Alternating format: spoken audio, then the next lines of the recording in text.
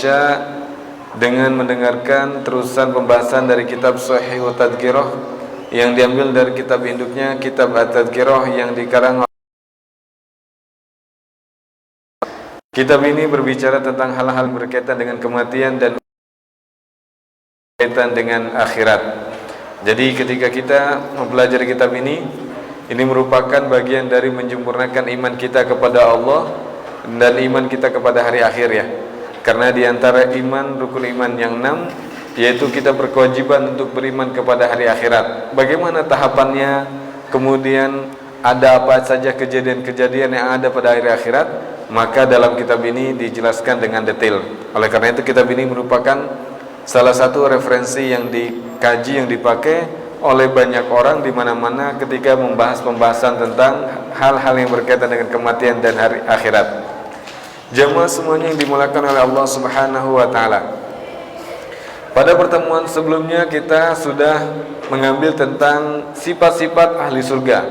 Karena memang sekarang tahapannya sudah ada tahapan akhir, berbicara tentang surga dan neraka. Kita pekan yang sebelumnya kita membahas tentang sifat-sifat ahli surga dan juga ada orang-orang yang buruk yang buruk nanti yang akan dimasukkan ke dalam nerakanya Allah Subhanahu wa taala. Kita review sedikit hadisnya ya. Dari Iyad bin Himar al-Majasyi atau al-Mujasyi, anna Rasulullah sallallahu alaihi wasallam qala yawman fi khutbatihi.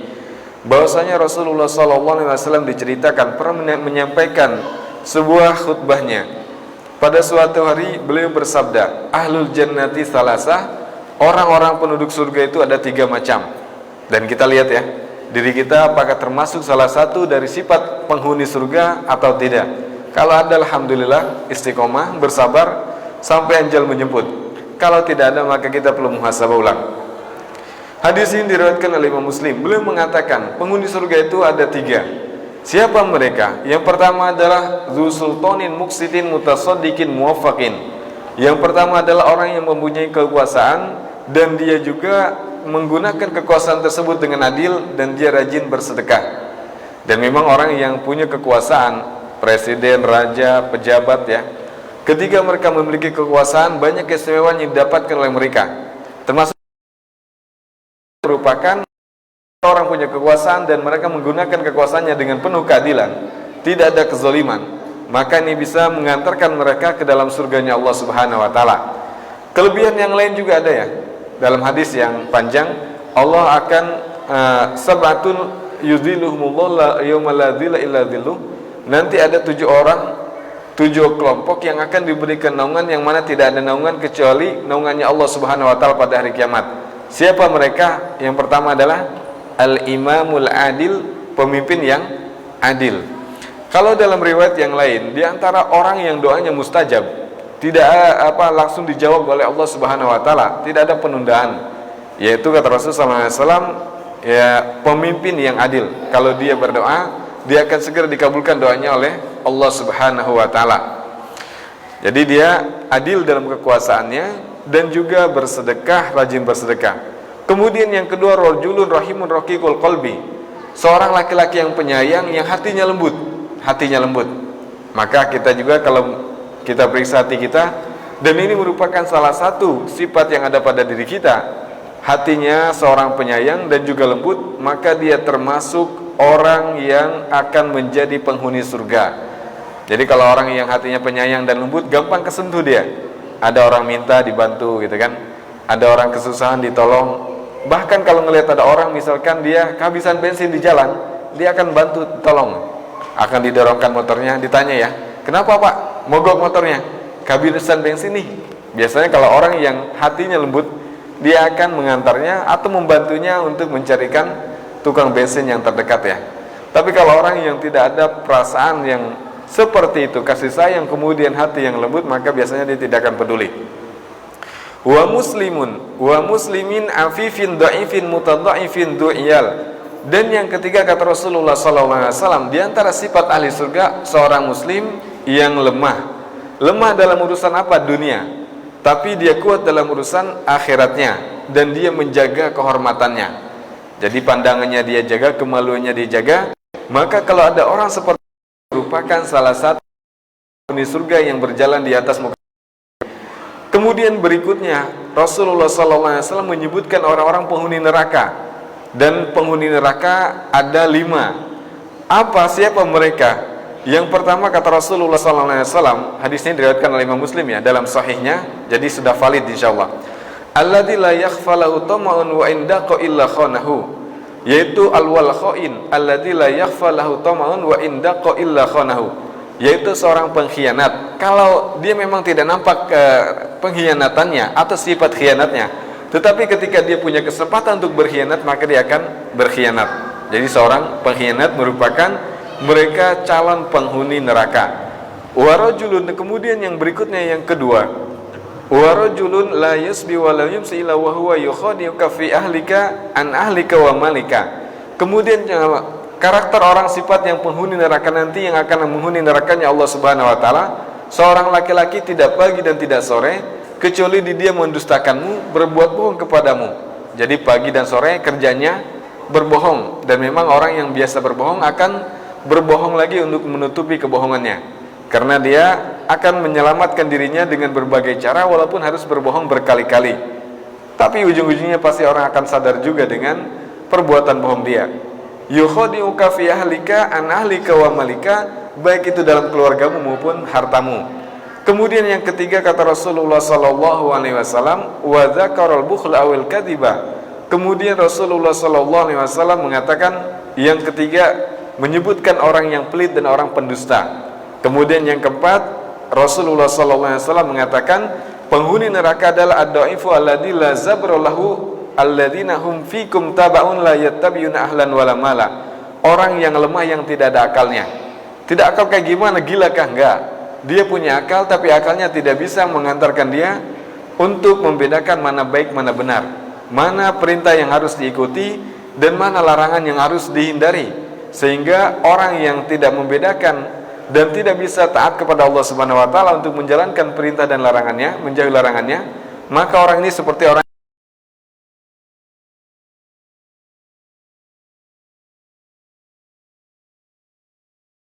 yang buruk akhlaknya dan dia senantiasa sering melakukan perbuatan yang keji. Jadi ini tanda-tanda penghuni neraka ya. Kalau kita simpulkan sebenarnya orang-orang penghuni neraka ini adalah sifatnya satu ya, buruk akhlaknya, pengkhianat, pendusta, pencuri, pembohong, gitu kan. Kemudian tidak mau melaksanakan perintah Allah dan menjauhi larangannya. Kesimpulannya memang seperti dalam hadis yang lain, ya Rasulullah, siapa orang yang terbaik di antara kita? Kata Rasulullah SAW, yaitu orang yang paling baik, ahsanuhum khuluqan, yang paling baik akhlaknya. Jemaah semuanya dimuliakan oleh Allah Subhanahu wa taala. Kemudian kita juga mengambil hadis yang berkaitan dengan tanda-tanda lain yang menjadi tanda ahli neraka. Siapa mereka? Ada sebuah hadis dari Abu Hurairah radhiyallahu anhu dari Rasulullah sallallahu alaihi wasallam, beliau pernah bersabda. Kata Rasulullah sallallahu alaihi wasallam, hadis ini diriwayatkan oleh Imam Muslim. Lihat ya. Ini tanda-tanda ahli neraka. Penting kita tahu, penting. Karena ada ungkapan dalam bahasa Arab, na'rifu syarra la li syarrin lakin li tawaqihi. Kita mengetahui sesuatu yang buruk bukan berarti kita menginginkan keburukan, tapi supaya kita terhindar dari keburukan tersebut. Kata Rasulullah SAW dalam hadis ini, diriwayatkan Abu Hurairah,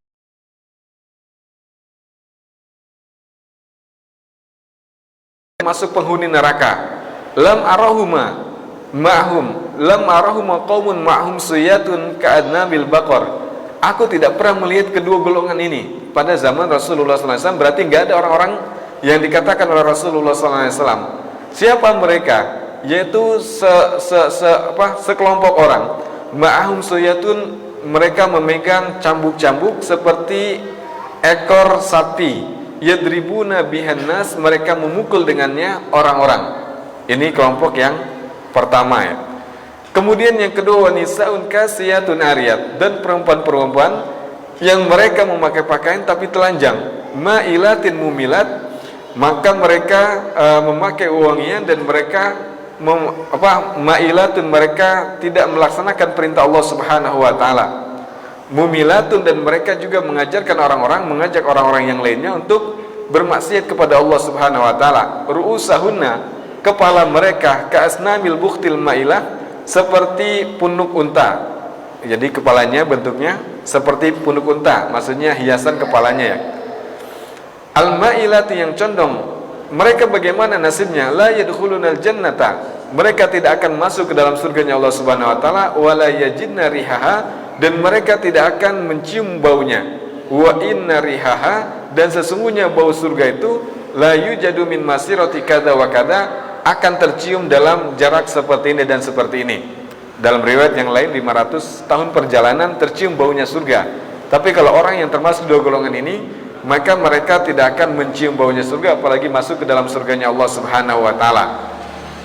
Mungkin di sini bertanya-tanya, apa maksud dari hadis ini? Sekelompok orang yang membawa cambuk-cambuk seperti ekor sapi, mereka memukulkannya dengannya orang-orang.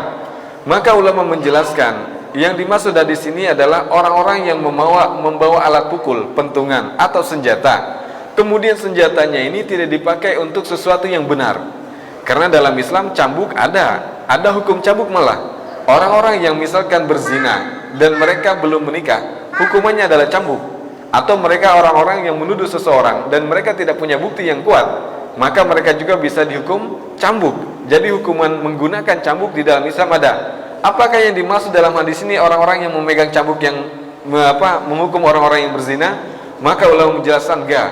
Yang dimaksud adalah orang-orang yang memegang senjata, alat pukul, cambuk dan sejenisnya, kemudian mereka gunakan untuk memukul orang yang tidak dibenarkan untuk dipukul. Jadi untuk memukul orang yang tidak bersalah. Ini yang dimaksud dalam hadis ini ya.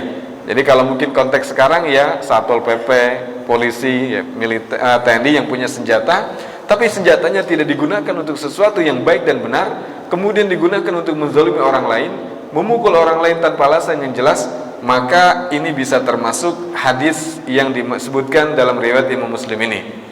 Kemudian yang dimaksud tadi yang kedua, ada perempuan-perempuan yang memakai pakaian tapi telanjang. Bagaimana?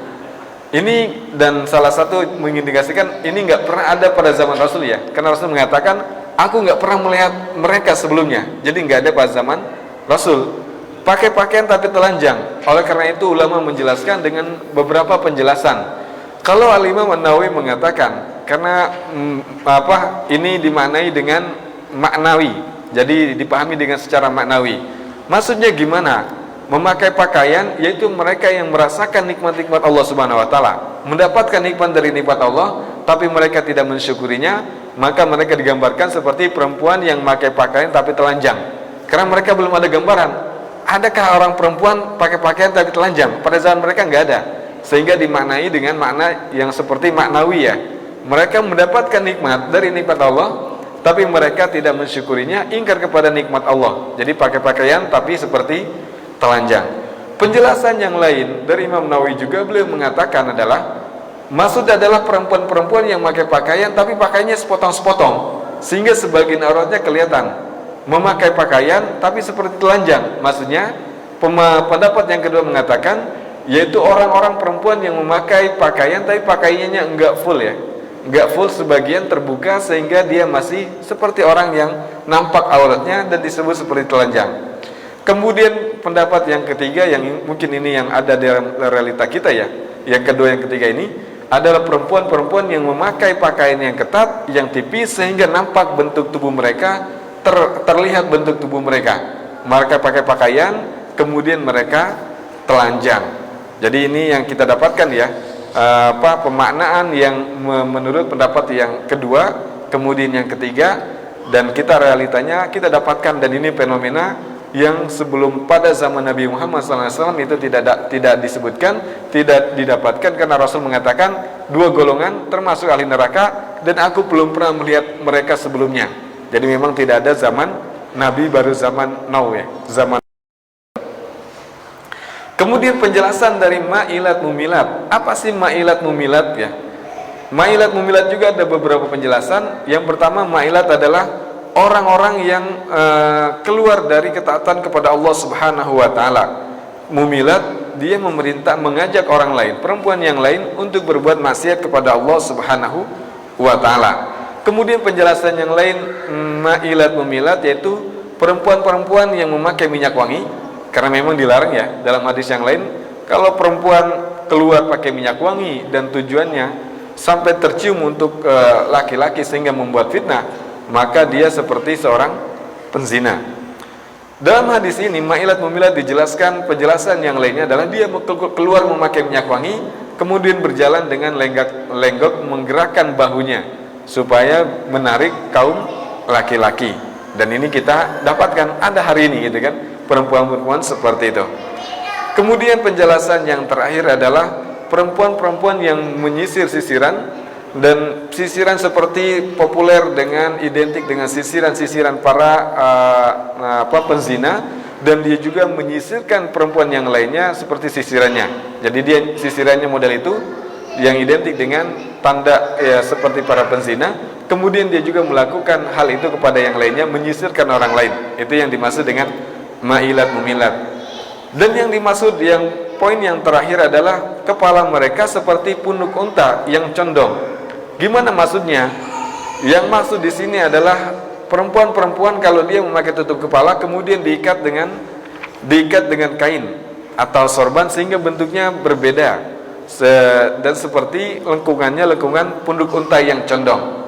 Wah, kalau begitu perempuan gak boleh dong mengikat tali rambutnya, menggunakan tali dan mengikat rambutnya sehingga nanti khawatir mirip. Kalau dalam hadis ini, dalam ini berbeda ya. Jadi kalau seandainya ada sebagian mungkin perempuan rambutnya panjang, sehingga mereka mengikatnya, dan nanti kalau pakai kerudung kelihatan seperti ada benjolannya ya, karena diikat rambutnya. Kalau dalam hadis ini merupakan juga ada yang disampaikan dari sahabat Ummu Salamah. Beliau pernah berkata kepada Rasulullah SAW tentang kesukaran kalau mandi besar, karena perempuan itu diikat ke rambutnya kalau seandainya rambutnya yang panjang. Maka Rasulullah SAW cukup disiram rambutnya sampai masuk ke dalam airnya ya. Jadi ini kata Ummu Salamah mengatakan, ya Rasulullah, inni imra'atun asyadda dhafra ra'si. Aku perempuan yang ikatan rambutnya tebal, karena rambutnya panjang hingga diikat. Jadi yang dimaksud adalah mereka menghiasi kepalanya dengan sesuatu yang lainnya, dengan sesuatu yang lain, kain diputar-putar seperti itu, dan kita banyak saksikan sekarang ya. Atau mungkin pakai konde, bisa dimasukkan. Hukumnya menyambung rambut dengan rambut orang lain, nggak boleh. Ada sebagian orang rambutnya disambung. Ini termasuk yang dilarang oleh Rasulullah Sallallahu Alaihi Wasallam. Jemaah semuanya yang dimuliakan oleh Allah Subhanahu Wa Taala. Wah, alhamdulillah, saya nggak termasuk bagian pertama karena saya nggak pernah megang senjata. Saya juga nggak termasuk yang kedua karena saya laki-laki. Tapi ingat ya, di belakang kita semua, di belakang seorang laki-laki ada perempuan, baik itu ibunya, atau istrinya, atau saudaranya, atau anak-anak yang mungkin karena yang diceritakan adalah perempuan. Tapi kita juga harus perhatian dengan perempuan-perempuan yang ada di sekitar. Oleh karena itu, kalau seorang muslimah pakaiannya harus rapi ya, harus rapi. Di antaranya adalah gak boleh pakai pakaian yang ketat. Kemudian gak boleh pakai pakaian yang tipis sehingga kelihatan. Ada sebagian perempuan pakai pakaian tipis. Jadi kalau seandainya dia berada di balik matahari kelihatan gitu kan, atau di balik lampu kelihatan. Kemudian juga dianjurkan untuk memakai pakaian yang warnanya gelap. Kemudian juga dianjurkan untuk memakai pakaian yang tidak ada gambarnya, dan ini umum ya, kalau gambar untuk laki-laki dan perempuan. Dan dianjurkan juga tidak memakai pakaian laki-laki kalau dia perempuan. Kalau dia perempuan nggak boleh pakai laki-laki. Kebalikannya, laki-laki nggak boleh pakaian perempuan. Jadi kalau ada perempuan pakai celana, berarti dia menyerupai laki-laki, dan itu dilarang. Kecuali untuk dalaman ya. Kalau dalaman nggak apa-apa, celana panjang, jeans, tapi dipakai untuk dalaman itu nggak apa-apa. Tapi kalau seandainya perempuan pakai celana, kemudian juga pakai kaos, gitu kan, maka ini menyerupai pakaian laki-laki, dan ini merupakan salah satu yang dilarang oleh Rasulullah Sallallahu Alaihi Wasallam. Kemudian perempuan tidak boleh memakai pakaian dipakai oleh perempuan yang kafir. Ada pakaian-pakaian yang biasa dipakai oleh perempuan kafir, maka ini tidak boleh dipakai oleh perempuan-perempuan muslimah. Jadi ini beberapa catatan ya, untuk supaya saudara-saudara kita, istri kita, kemudian orang tua kita yang perempuan atau anak-anak kita, supaya mereka berpakaian dengan berpakaian yang rapi, agar tidak termasuk salah satu yang disebutkan tadi ya, ciri-ciri penduduk neraka dari golongan perempuan.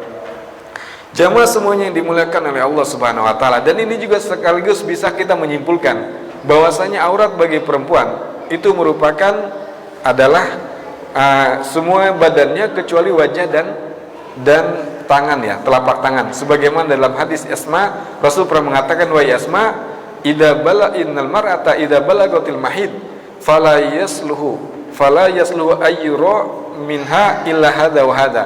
Kata Rasul sallallahu alaihi wasallam, wa Asma, perempuan itu kalau udah datang haid, maka dia nggak boleh kelihatan wajahnya dari perempuan itu kecuali wajahnya dan telapak tangannya. Dan ini menandakan aurat perempuan baik di dalam sholat maupun di luar sholat adalah semua badannya kecuali wajah dan tangan. Dan diperkuat dalam ayat, ya, dalam surat Al-Ahzab, kemudian ayat 59 Rasul mengatakan, Allah mengatakan, ya ayyuhan nabiyyu qul li azwajika wa banatika wa nisa'il mu'minin yudnina alaina min jalabibihin, untuk menjulurkan pakaiannya.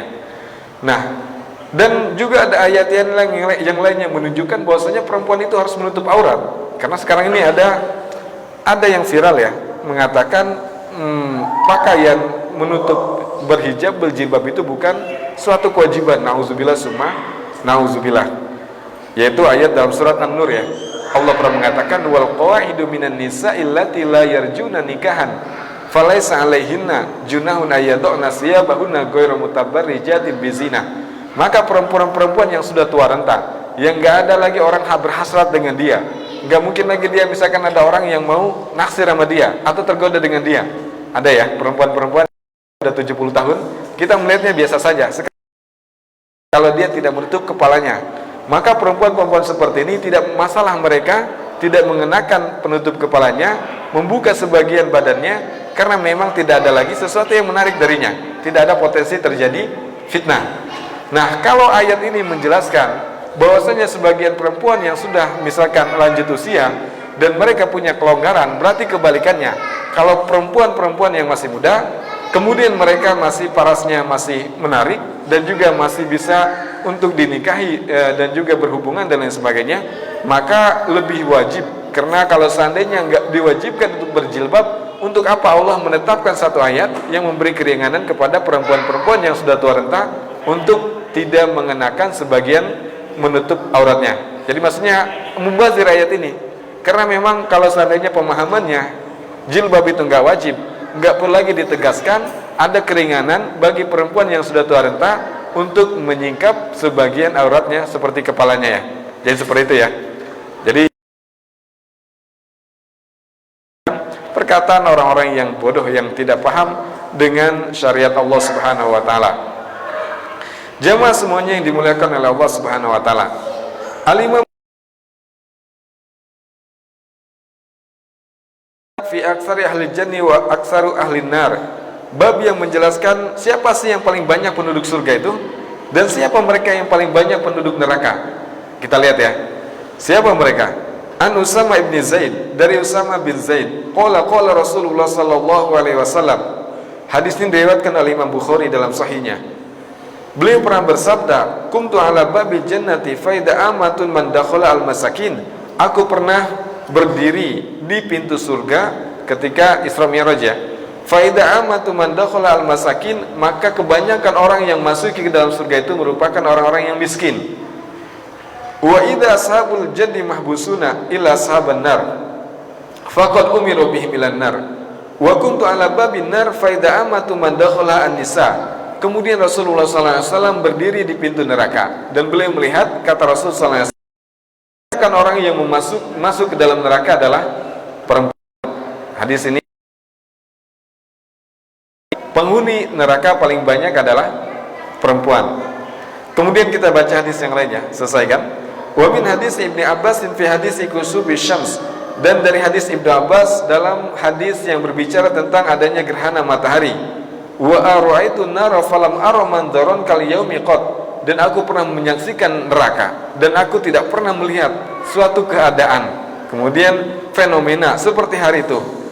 Wa ra'aitu aktsara ahlaha, dan aku melihat aktsara ahliha, dan aku melihat paling banyak penghuni neraka an-nisa, perempuan.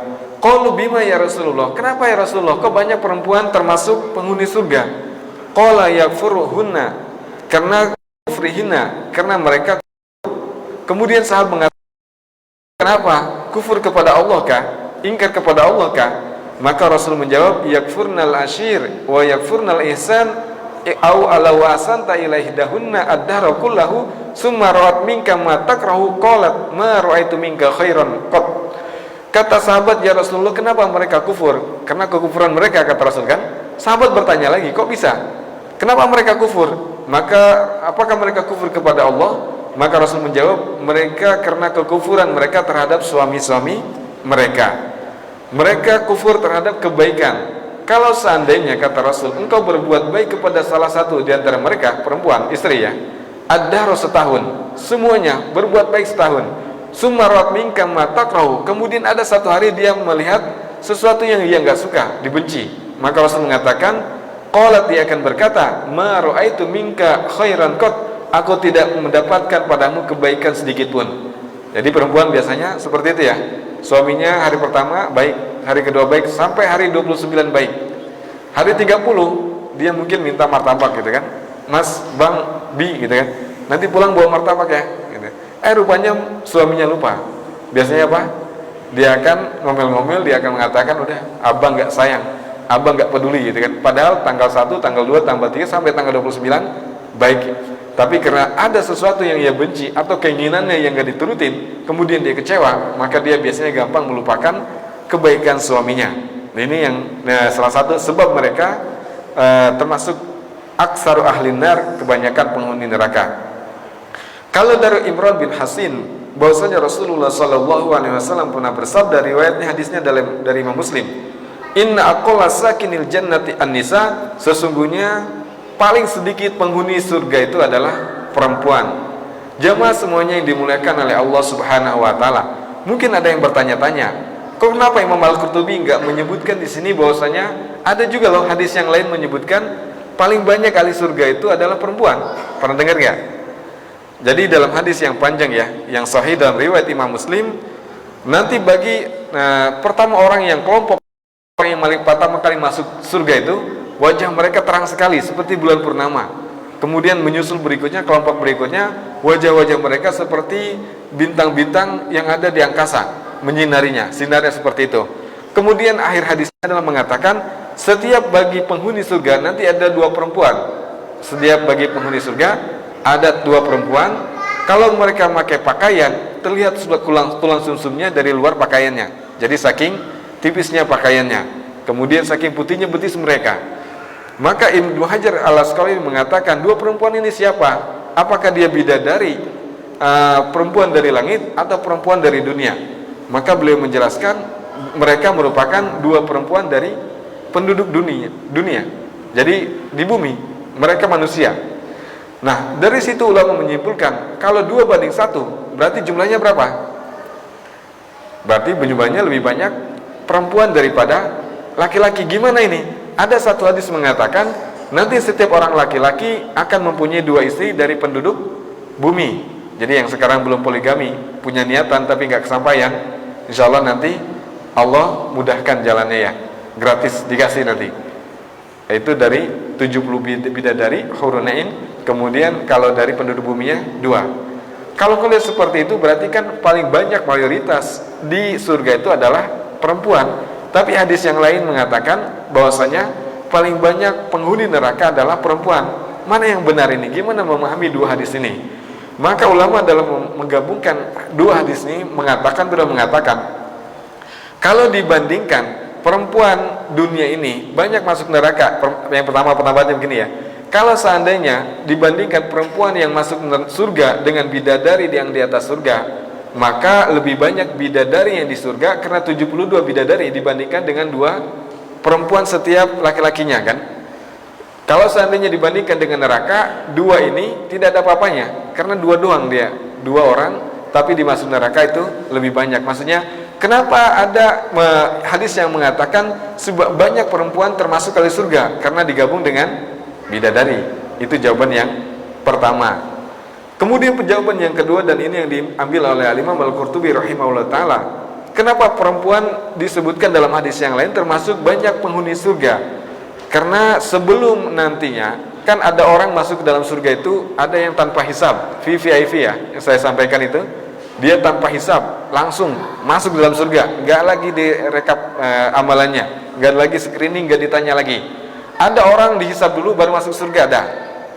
Kemudian ada orang dihisab, diazab dulu baru masuk surga, ada. Nah, kata Imam Al-Qurtubi rahimahullah taala, kenapa pertama hadis ini mengatakan perempuan banyak masuk neraka? Karena mereka banyak yang mampir ke neraka. Kemudian nanti setelah siksaan mereka selesai, kan nanti ada syafaat ya, baik dari Allah, malaikat, dari Rasul, kemudian dari orang-orang yang soleh, yang nanti akan mengeluarkan orang-orang yang beriman. Mereka akan mencari saudaranya kalau dia orang soleh, temannya, itu kan. Kemudian nanti kata Allah, cari di neraka, kalau ada keluarkan mereka, sehingga dikeluarkan. Jadi nanti kalau ada perempuan-perempuan yang masuk sana, sehingga disebutkan banyak memang masuk neraka. Tapi nanti ujung-ujungnya, ketika siksaan mereka selesai, maka mereka akan dimasukkan ke dalam surganya Allah Subhanahu Wa Taala. Jadi mereka nanti dominan di surga. Jadi ini untuk memahami dua hadis yang berbicara tentang satunya perbanyak perempuan yang masuk neraka, kebanyakan perempuan yang masuk neraka. Kemudian yang satu hadis menunjukkan banyak perempuan merupakan termasuk ahli surga. Jelas ya? Jamaah semuanya yang dimuliakan oleh Allah Subhanahu Wa Taala. Sampai di sini ada yang ditanyakan? Atau ada yang belum jelas? Ya, silakan.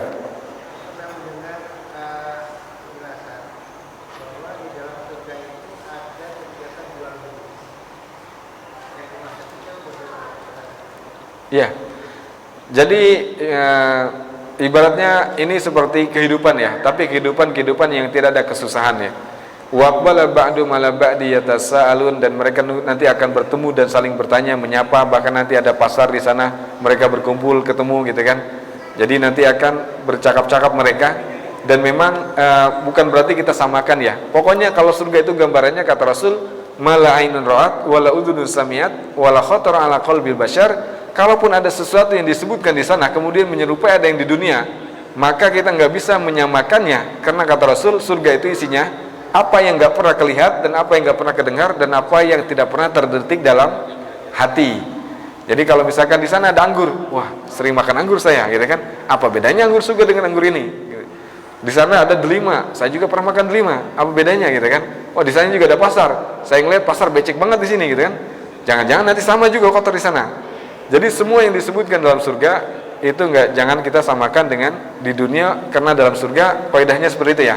Mala ainun ra'at wala udhunun sami'at wala khatar ala qalbi bashar.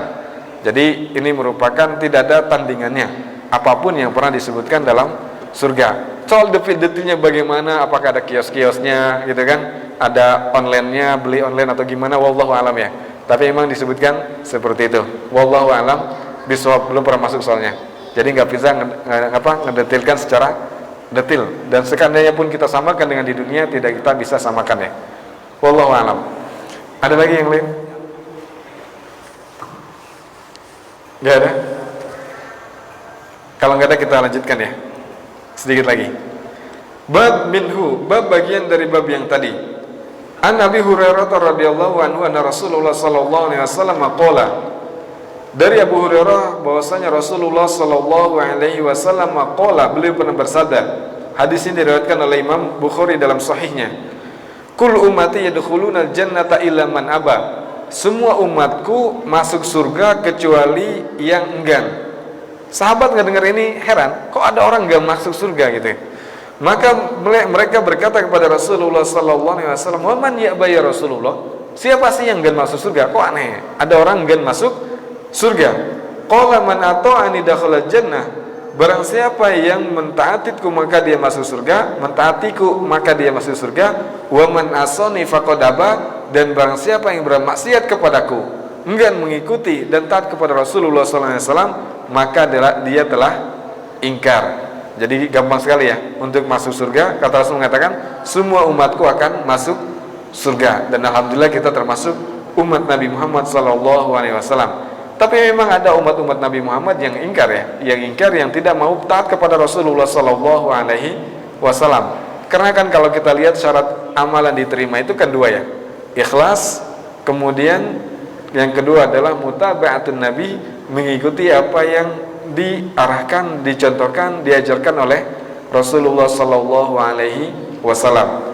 Jadi mungkin dia beriman kepada Allah tapi tidak mengakui Nabi Muhammad, gak akan masuk surga. Karena syaratnya adalah asyhadu an la ilaha illallah wa asyhadu anna Muhammadar Rasulullah. Oleh karena itu selama kita punya kekuatan dan mampu untuk melakukannya, maka kita lakukan semua apa yang dianjurkan oleh Rasulullah SAW, diperintahkan baik yang wajib, bahkan kita menambahkannya dengan yang sunnah. Jadi ada orang-orang sekarang ya, Quraniyun, mereka mengatakan kita cukup berpegang dengan Quran, nggak perlu lagi dengan hadis, ya, nggak perlu lagi dengan hadis karena Al-Quran sudah cukup. Maka kita katakan dia tidak akan sempurna keislamannya kalau dia tidak mengikuti hadis Rasulullah SAW.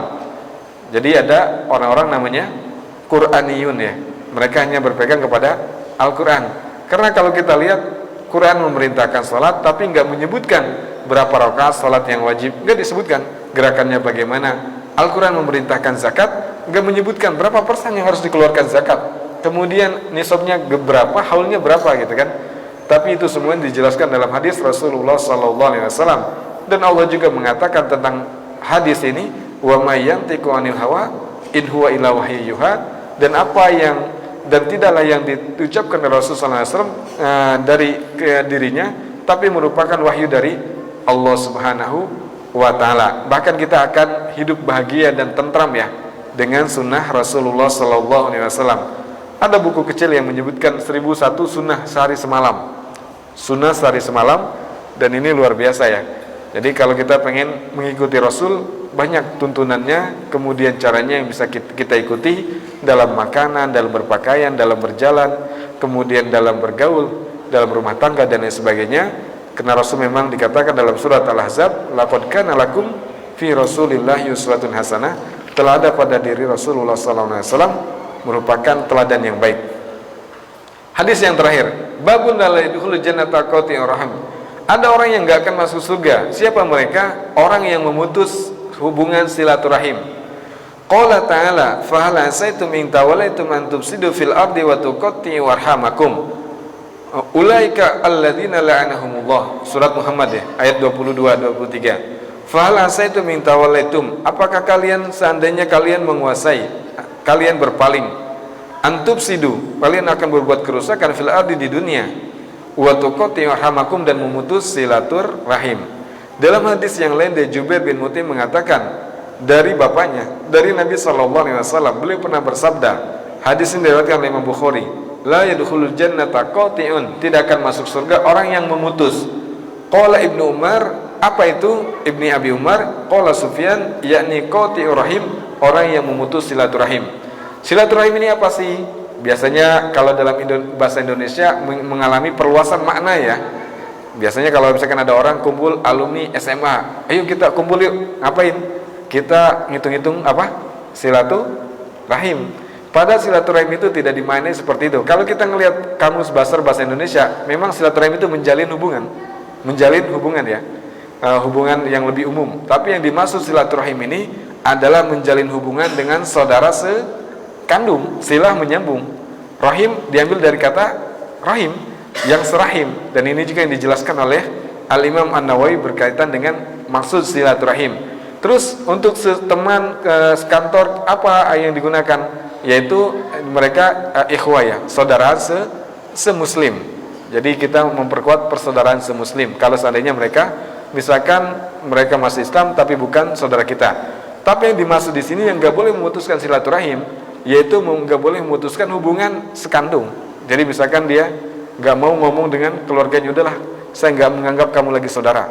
Ini yang dimaksud adalah memutus silaturahim. Karena silaturahim ini, dan dalam hadis lain kita dianjurkan untuk silaturahim ya. Rasul pernah mengatakan ketika tiba di Madinah, ya ayuhan nas, afshus salam, wasilul arham, wat'imut ta'am, wasallu bil lail wan nas niyam.